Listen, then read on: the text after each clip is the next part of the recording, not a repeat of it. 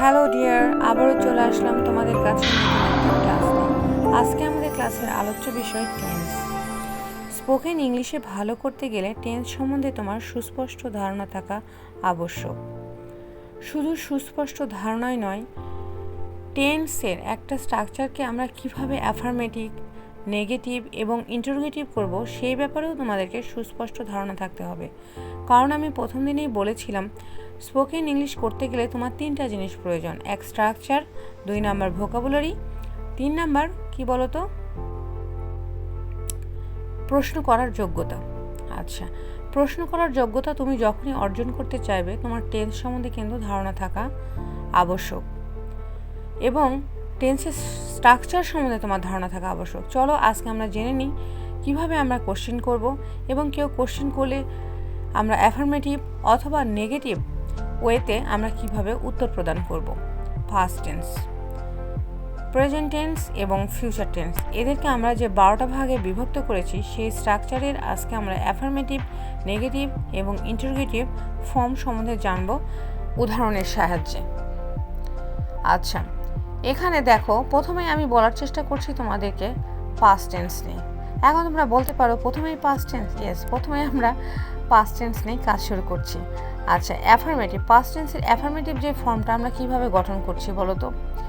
Subject, প্রত্যেকটারই কিন্তু subject থাকবে, শুধু ভার্বের জায়গাটা আমাদের স্পেসিফাইড হবে, পরিবর্তন ঘটবে। আচ্ছা, সাবজেক্টের পরে আমি ভার্বের পাস্ট ফর্ম ইউজ করেছি, ঠিক আছে, পাস্ট ফর্ম ইউজ করেছি এবং তারপরে দেখো আমরা কি করব, আদার ওয়ার্ড দিব। কিন্তু আমি প্রথমে যে উদাহরণটা লিখেছি দেখো, subject plus needed to plus base form plus extension. আচ্ছা, এখানে নিডেড টু আসলে আমার এখানে এখানে ভার্ব হিসাবে আমি ব্যবহার করেছি, যেটা আমার প্রয়োজন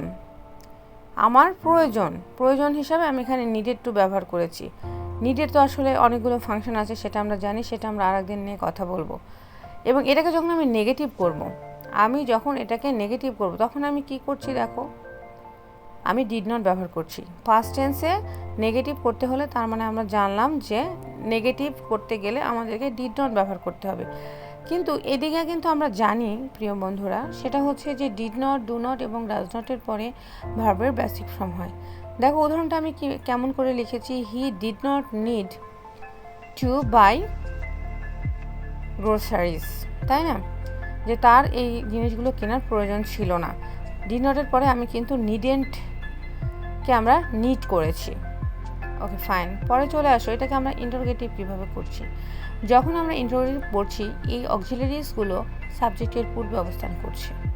ইন্টারোগেটিভ কিন্তু আবার 2 ধরনের হয়, ইন্টারোগেটিভ এবং ইন্টারোনেগেটিভ। যদি তুমি ইন্টারোনেগেটিভ করতে চাও তাহলে অক্সিলারি ভার্বের সাথে নট তোমাকে সাবজেক্টের পূর্বে ব্যবহার করতে হবে। যেমন ধরো, যদি তুমি এটা ইন্টারোনেগেটিভ করতে চাইতে তাহলে ডিডেন্ট সামনে চলে আসতো, তারপরে আমরা সাবজেক্টটা লিখতাম। আরেকটা কথা, যখন আমরা ইন্টারোগেশন অর্থাৎ ইন্টারোগেটিভ আমরা করব, তখন কিন্তু আমরা ইন্টারোগেটিভ মার্কস ইউজ করব, ঠিক আছে। কিন্তু যখন আমরা স্পোকেন ইংলিশে বলবো তখন কি আমরা মার্কসটা কীভাবে বের করব, আমরা ইন্টোনেশনের মাধ্যমে এটা স্পিকারকে বোঝানোর চেষ্টা করব যে এখানে এটা আমরা প্রশ্ন করলাম। আচ্ছা, তারপরে দেখো প্রেজেন্ট টেন্সে আমি কি বলছি, অ্যাফার্মেটিভে আমি একটা উদাহরণ লেখার চেষ্টা করেছি, subject plus need to plus basic verb. আসলে তোমরা অনেকে বলতে পারো যে এখানে নিড দিয়ে এত এক্সাম্পলটা জটিল করার প্রয়োজন কী ছিল। আসলে একটু জটিলভাবেই আমি বুঝাচ্ছি, কারণ আমরা তো এখন অ্যাডভান্স লেভেলে আছি, আমরা তো আর ছোটো নাই যে হচ্ছে I eat rice, I write a letter, এরকম সেন্টেন্স দিয়ে আমরা আসলে ক্লাসটা শুরু করবো। আমরা যেহেতু অ্যাডভান্স লেভেলে আছি, আমি একটু অ্যাডভান্স সেন্টেন্সই লেখার চেষ্টা করেছি মাই ডিয়ার। চলো দেখি পরবর্তীতে কি ঘটতে যাচ্ছে। আর ভিডিওটা একটু বড় হতে যাচ্ছে, ধৈর্য সহকারে পাশে থাকো, কারণ একসাথে যেহেতু আমি 12টা টেন্সের অ্যাফার্মেটিভ, নেগেটিভ এবং ইন্টারোগেটিভ ফর্ম তোমাদের কাছে রিপ্রেজেন্ট করার চেষ্টা করছি, ভিডিওতে একটু বড় হবে। একটু ধৈর্য সহকারে আমার সাথে থাকো, ভালো লাগলে লাইক, কমেন্ট, শেয়ার এবং সাবস্ক্রাইব করে আমার পাশে থাকো এবং আমার ভিডিওগুলো তোমরা ওয়াচ করো, আমাকে এনকারেজ করো এবং কমেন্ট করো মাই ডিয়ার। চলো দেখে নিই প্রেজেন্ট টেন্স। প্রেজেন্ট টেন্সের অ্যাফার্মেটিভে আমরা কি বলছি, এখানে ভার্বের বেসিক ফর্ম আমরা অবশ্যই ইউজ করব, তবে সাবজেক্ট ওয়াইজ এখানে কিন্তু এস বা ইএস এর একটা ঝামেলা আছে। যেমন ধরো থার্ড পারসন সিঙ্গুলার নাম্বার হলে কি হবে, এস বাই এস আসবে, ফার্স্ট পারসন হলে এস বাই এস আসবে না, এবং যেখানে এস বাই এস আসছে সেখানে আমরা নেগেটিভ করার জন্য ডাজ নট ইউজ করছি, যেখানে এস বাই এস আসছে না সেখানে আমরা ডু নট ইউজ করছি। এরকমটা আমরা এখানে দেখবো। দেখো আমরা এখানে উদাহরণে কী লিখেছি, I need to finish my homework, এটা ফার্স্ট পারসন তাই এখানে নিড হয়েছে, কিন্তু যদি এখানে শি ইউজ করতাম তাহলে এখানে কী হতো, শি নিডস। আচ্ছা, তো দেখো আমি যেহেতু এখানে বেসিক উদাহরণে আই নিড টু লিখেছি, তাই এটাকে আমরা নেগেটিভ করার জন্য আমরা কি ইউজ করব, I do not need. Okay fine. কিন্তু যদি আমি শি ডাজেন্ট এটা করতে চাই তাহলে কিন্তু যখন আমি এটা অ্যাফার্মেটিভ ওয়েতে লিখবো তাহলে কি লিখবো, শি নিডস। এই এস দেখে কিন্তু আমি ডাজ নটটা নিয়ে এসেছি, যে she does not need to go dash dash dash. Okay my dear, আমি আর বলছি না, ড্যাশ ড্যাশ ড্যাশ বলে দিলাম। আচ্ছা দেখো এটাকে আমরা ইন্টারোগেটিভ কীভাবে করব, ডু নট এবং does not according to the subject, এটা কিন্তু সাবজেক্টের পূর্বে চলে আসবে। ভার্বের সাথে যদি এস বাই এস থাকে ওই যে বললাম, তাহলে ডাজ নটটা সামনে যাবে, আর যদি ভার্বের বেসিক ফর্ম হয় তাহলে হচ্ছে ডু নটটা সামনে আসবে। আর প্রশ্নবোধক চিহ্ন আমরা অবশ্যই এক্সপ্রেশনের মাধ্যমে এটা বোঝানোর চেষ্টা করব যে এটা হচ্ছে ইন্টারোগেটিভ। পরে চলে আসি পারফেক্ট টেন্স। পারফেক্ট টেন্স মানে আমরা এখানে হ্যাভেজের একটা খেলা দেখব, ঠিক আছে। পাস্ট টেন্সে তো কোনো ঝামেলাই নাই, সবার সাথে হচ্ছে আমরা হ্যাড ব্যবহার করছি, কিন্তু প্রেজেন্ট টেন্সে একটু ঝামেলা আছে, সেটা হচ্ছে যদি ফার্স্ট পারসন, সেকেন্ড পারসন এবং থার্ড পারসন সিঙ্গুলার নাম্বার হয় তাহলে সাবজেক্টের সাথে আমরা হ্যাভ ব্যবহার করছি, আর যদি থার্ড পারসন হয় এবং থার্ড পারসন সিঙ্গুলার নাম্বার হয় তাহলে আমরা হ্যাজ ব্যবহার করছি। দেখো আমরা উদাহরণে কী লিখেছি, I have needed, I have needed, তাই না, আই হ্যাভ নিডেড। তাহলে এখানে হ্যাভের পরে দেখো নিডস কিন্তু আমরা লিখিনি, আমরা কি লিখেছি, নিডেড। অর্থাৎ হ্যাভের পরে, টু হ্যাভ ভার্বের পরে আমরা জানি যে পাস্ট পার্টিসিপল ফর্ম হয়, তাই আমরা এখানে নিডেড লিখেছি। কিন্তু যখন আমি এটাকে ইন্টারোগেটিভ করতে যাব বা নেগেটিভ করতে যাব তখনটা কেমন হচ্ছে আমরা একটু দেখি। যখন আমরা নেগেটিভ করছি দেখো সাবজেক্টের পরে আমরা কিন্তু হ্যাভ নট, হ্যাজ নট বা হ্যাড নট এরকমটা লিখেছি। দেখো খেয়াল করো, they have not needed, they have not needed. কিন্তু যখন আমরা এটাকে প্রশ্ন করতে যাচ্ছি তখন কিন্তু এই হ্যাভ নট আবার সামনে চলে আসছে, হ্যাভ নট ইউ নিডেড। এবং আমরা আবারও বলছি যে এই এক্সপ্রেশনগুলো, কোশ্চেনগুলো যখন আমি বোঝাতে যাব তখন হচ্ছে প্রশ্নবোধক যে চিহ্নটা সেটা আমরা ইন্টোনেশন বা টোনের মাধ্যমে আমরা বোঝানোর চেষ্টা করব। Okay fine. তারপর চলে আসো ফিউচার টেন্স। ফিউচার টেন্স মানে তো আমি আগেই বলেছি এটা হচ্ছে কি, ভবিষ্যৎকাল। এটা কি, ভবিষ্যৎকাল, ভবিষ্যতের কথা, তাই না। আসলে যার বর্তমান সুন্দর তার অতীতটা এমনি সুন্দর হবে, আর বর্তমান সুন্দর হলে ভবিষ্যৎও সুন্দর হবে। আসলে মুখ্য ভূমিকা হচ্ছে বর্তমানটাই। বর্তমানকে সুন্দর করার চেষ্টা করো এবং প্রত্যেকটা মুহূর্ত এনজয়েবল করার চেষ্টা করো, তাই না মাই ডিয়ার। আচ্ছা একটু অপ্রাসঙ্গিক হয়ে যাচ্ছিলাম। আচ্ছা চলে আসো ফিউচার টেন্স। ফিউচার টেন্স মানে আগেই বলেছি ভবিষ্যৎকালের দিক নির্দেশনা বা ভবিষ্যৎকালের চিন্তাভাবনা নিয়ে যেই টেন্সটা গঠন হবে এবং ভবিষ্যতে ঘটবে এরকম কার্য কর্তা সম্পন্ন করবে সেটা হচ্ছে ভবিষ্যৎকাল। ভবিষ্যৎকালকেও আমরা এখানে 4 ভাগে ভাগ করেছি। লাস্টের ভাগটা আসলে বেশি ইউজ তেমন একটা হয় না, প্রথম 3টা ইউজ হয়, যেমন ফিউচার ইনডিফিনাইট, ফিউচার কন্টিনিউয়াস এবং ফিউচার পারফেক্ট। তো এখানে দেখো আমরা স্ট্রাকচারগুলো কীভাবে ব্যবহার করেছি। আমরা জানি সাবজেক্টের পরে শ্যাল বা উইল হয়, তবে বর্তমানে মডার্ন ইংলিশ গ্রামারে সব সাবজেক্টের সাথে আমরা উইল ব্যবহার করে থাকি।